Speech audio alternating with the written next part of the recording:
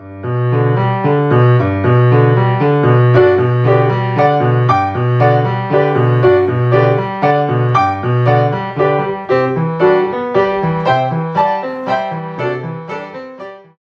Buzz Beeman here with another knockout episode of TC Streets. Much was afoot in the metro last month, and with the holidays approaching, excitement is in the air. In this episode, we'll see stand-up comedian Nick Hammer the Comic Plumber in action. We'll scroll through the events calendar, introduce our newest member to the TC Streets team, meteorologist Sonny Weathers. Finally, we'll hear from our man in the streets, Martin Mortensen. So whip up some muffins and lick that batter bowl clean. It's TC Streets time. This guy, okay, I was walking downtown the other day. This guy comes up to me and he says, "Hey, I need a cup of coffee. Borrow me $1,000, will you?" I go, $1,000 for a cup of coffee? He goes, "I want to drink it in Brazil."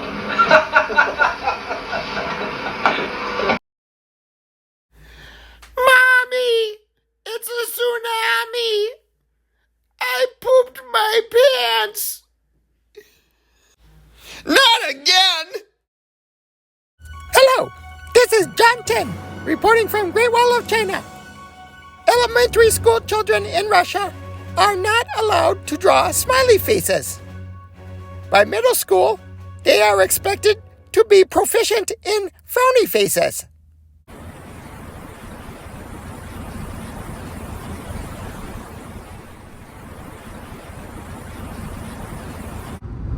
Whereas Buzz Beeman, we're headed down to Mendota, which is actually a mispronunciation by the early settlers for the well, they're not really the Mid-Wauketan Sioux. They won't let them in there. They're not federally recognized. But that was their word was Bedote, B-D-O-T-E, Bedote, and they were it means the center of the earth. Center of the universe or some kind of thing like this, and we're heading down there to see what this is all about. The center of the universe. It's the confluence of the Minnesota and the Mississippi rivers. Very important. It was established about the same time that Fort Snelling was established, so quite old down here. Let's see what they're up to down there. This drive into Mendota is making me think about history. I mean, who cares, right? We keep making the same mistakes anyway.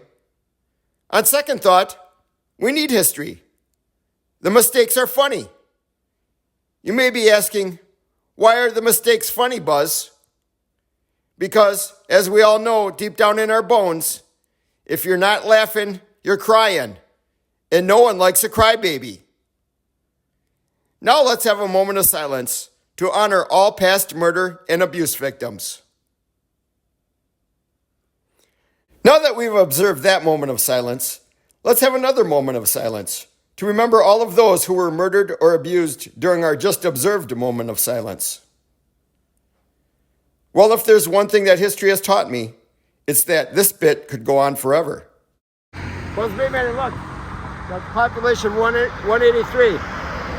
Somehow, Mendota is a yellow ribbon city, and beyond the yellow ribbon, we're going to have to investigate this. How do you be a yellow and beyond yellow? This fine structure was built in 1854 by Henry Sibley's clerk, Hippolyte Dupuy, and his wife, Angelique Winona Renville. They moved to North Dakota in 1871. Community gatherings are still held in this house today. This addition was added to the Dupuy house in 1932. It was designed by the architectural firm Any Old Structure Will Do. And back behind the addition, the city has been nice enough to allow the homeless a place of refuge from the rough and tumble streets of downtown Mendota. This tree here seems like the perfect place to inspire St. Paul's poet laureate Stan Petunia. TC Streets may have to call in a favor or two and get Stan down here as a resident artist. What's that? Oh, okay. It's come to our attention that Mr. Petunia has written a poem under this very tree, which will now be read as I make my way down to the Sibley house. The poem is titled Mendota. Mendota. Mendota, Bedote. Potato, potato. Center of the universe, everlastingly haunted. What's a guy got to do to get some cheer around here?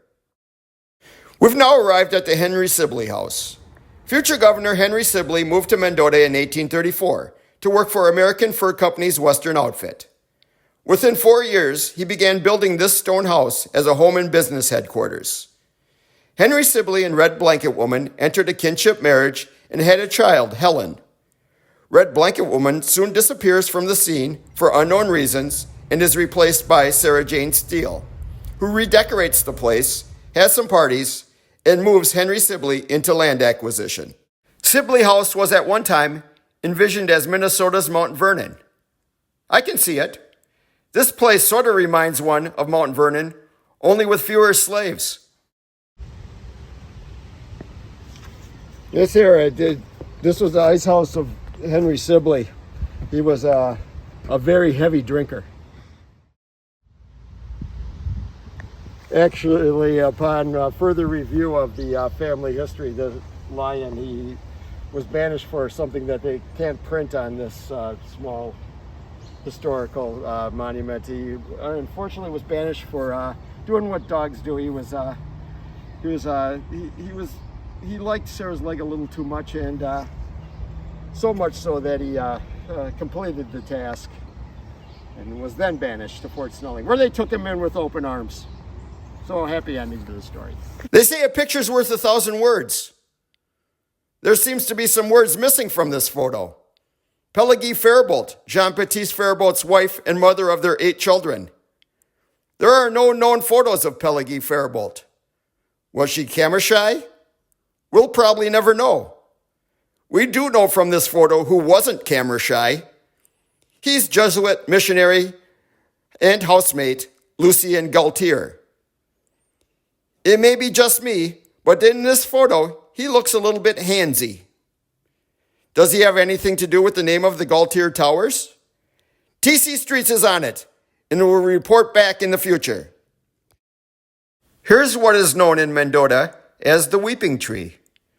It's nature's constant, quiet reminder of the violence endured by the men and women of Mendota over the past 2 centuries.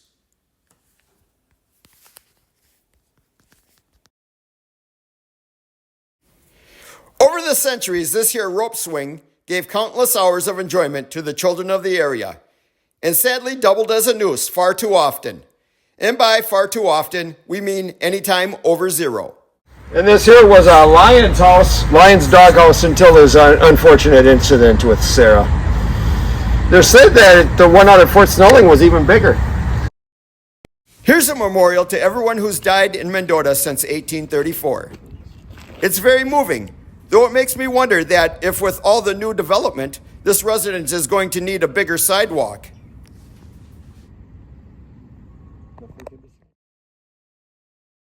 As we leave Mendota, we must take time to mention that Mendota is home to the Mendota Mdewakanton Dakota tribal community. They are a non-federally recognized Indian community.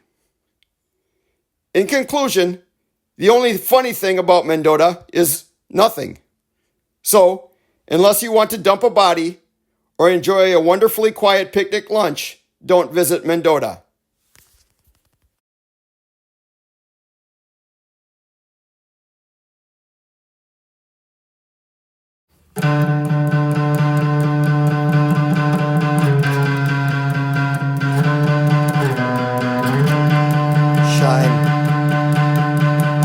Shine on, Tiny Tim.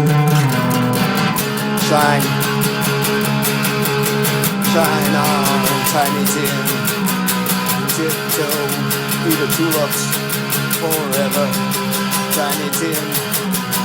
Tiptoe through the tulips, shine on, Tiny Tim. Forever in those tulips, shine on. Shine on, shine on, shine on, tiptoe through all those tulips.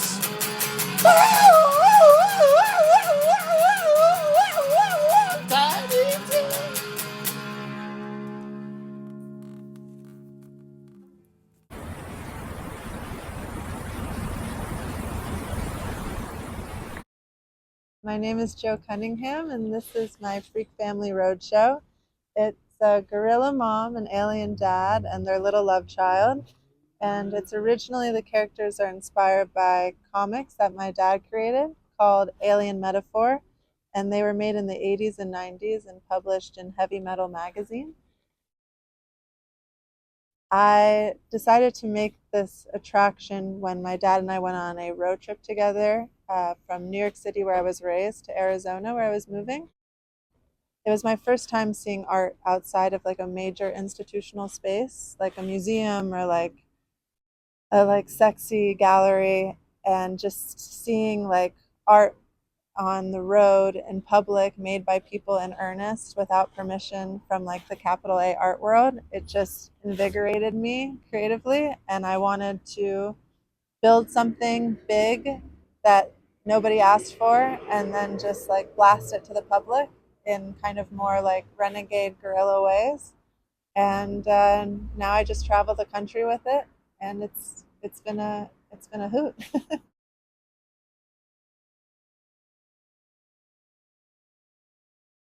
Water, wind, and sun. We've got it all with the weathers. Hello, I'm meteorologist Wendy Weathers in for Sunny Weathers. And this week in our climate change segment, we're going to be flying kites, and we're going to be embracing the wind. Right now, we have about 75-mile-per-hour winds out here with a temperature of 112 degrees. And we'd like to bring out little Jimmy, get him away from his phone, and have a little fun with a kite. This morning, Jimmy had his breakfast outside. He fried an egg out on the sidewalk with a skillet. That was pretty interesting. You'll see Sonny will be bringing that news to you next week. All right, let's go find Jimmy.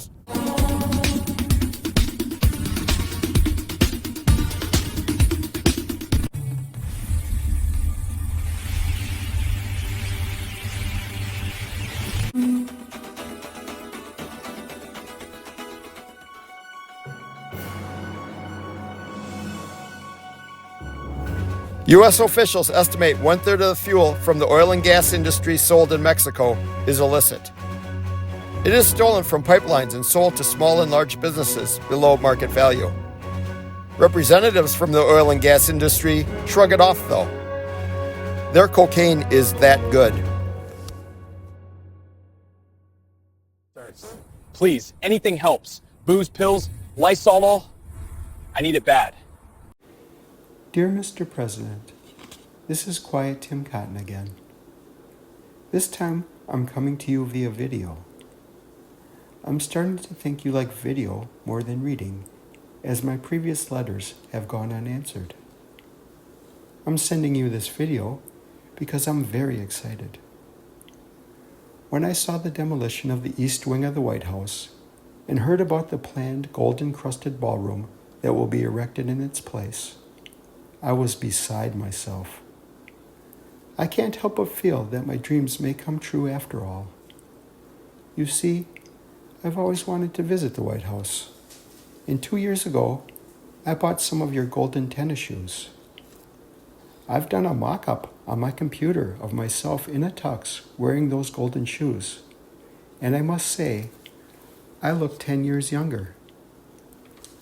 I was wondering, Mr. President, if you could be so kind as to let me attend one of those parties you're going to hold in the new East Wing.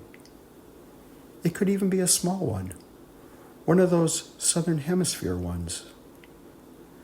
I dream of taking a spin on the parquet with the First Lady in one of her favorite sequined ballroom gowns.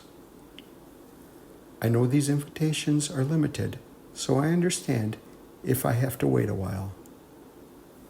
If I have to bide my time until my special day, could you possibly send me a photo of the First Lady in one of her flowing ballroom gowns? Yours truly and always, Quiet Tim Cotton. I have bad news and worse news. What's the bad news? Doctor says you have cancer? What's the worst news? you have Alzheimer's too. Well, at least I don't have cancer.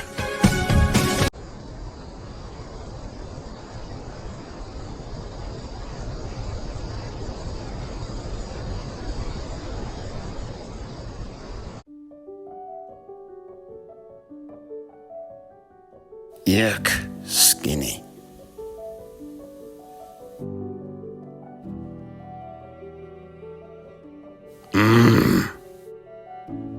Marbled. With Frankenstein seemingly in the air everywhere, I'm Fred Fallouni here to report on a less well-known indie movie, Stan Stein. Stan Stein opens on Stanford University's campus in Terman Labs, named after Stanford's famous eugenicist Louis Terman. A group of billionaire donors have raised funds to create the perfect man. They are well on their way to doing so when the proverbial fly in the ointment appears. Enter Fulbright scholar and lab technician Angela Davis. Yes, it turns out she was named after that Angela Davis. In a moment of plot twist poetry, she inserts some of her DNA and some DNA from fellow Bronx native Andrea Ocasio-Cortez, which she has garnered from a discarded cigarette butt, into the brain DNA of Stan Stein, all the while singing this little reoccurring ditty. A little bit of this and a little bit of that. Try getting that earworm out of your head. This alteration, of course, goes a long way to improving both Stan Stein and the lives of the general public. Devastatingly handsome in a slightly effeminate way, like a Timothée Chalamet, and wired for action, it takes no time for Stan Stein to dominate Wall Street. By age 12, he has relieved all of the donors to the Stan Stein Project of their fortunes and given them each, as any good democratic socialist would, a small 2-bedroom in Colorado. I can't stop singing the praises of this scrappy little movie, though I'm starting to wonder if my night sweats are a sign the movie is just placating my subconscious fear that it's all already over. Fred Fallouni signing off saying, "Time's the killer of all hope. Hope's the filler of all time."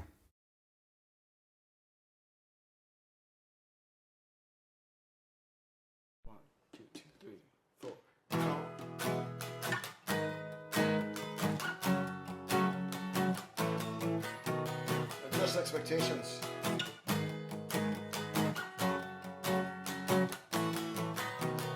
People don't change, usually. Counting helps.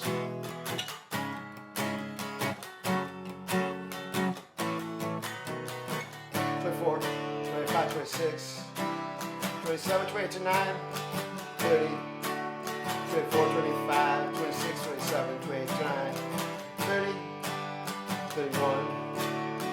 Count. I heard him say, people don't change, usually. All you can do is stay calm. Adjust your expectations. Stay calm. Counting helps.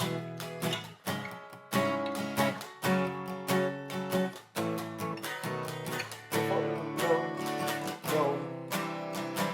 People don't change. Usually, you gotta adjust your expectations. Stay calm. Counting helps. Count.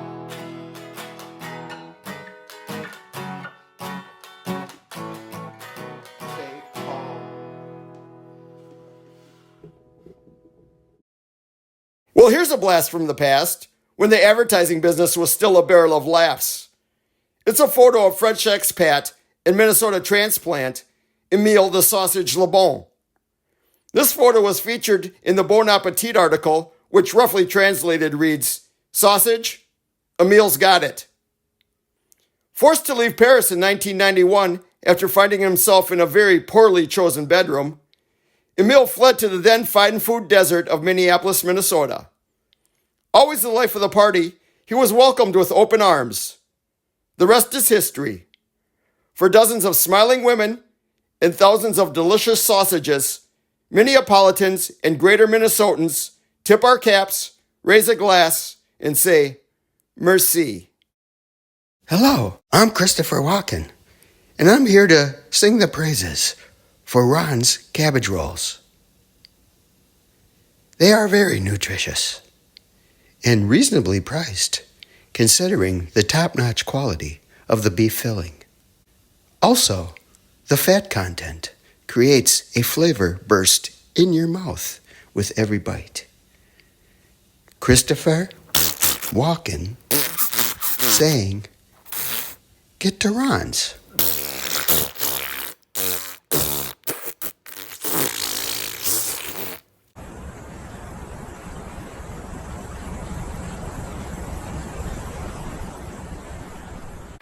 Good evening. I'm Nick Hammer, the Comic Plumber. And what a night it is. I'm excited.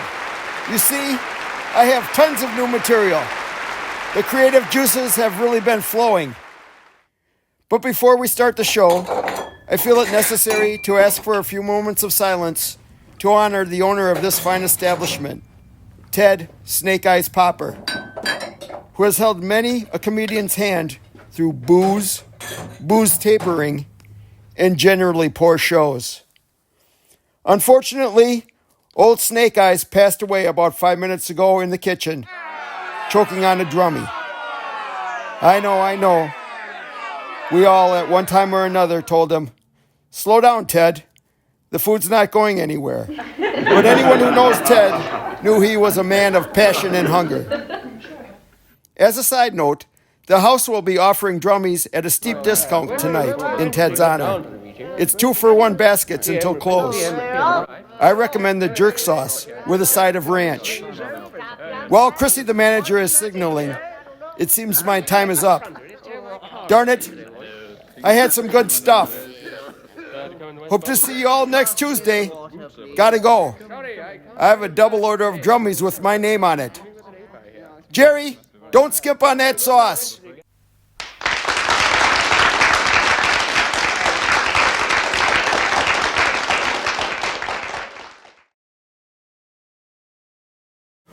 Well, that was an informative hoot. It leaves me wondering if we've reached our apex. The answer, of course, is not a chance. Buzz Beeman signing off saying, Mom, 30 chews per bite, please. I don't know the Heimlich.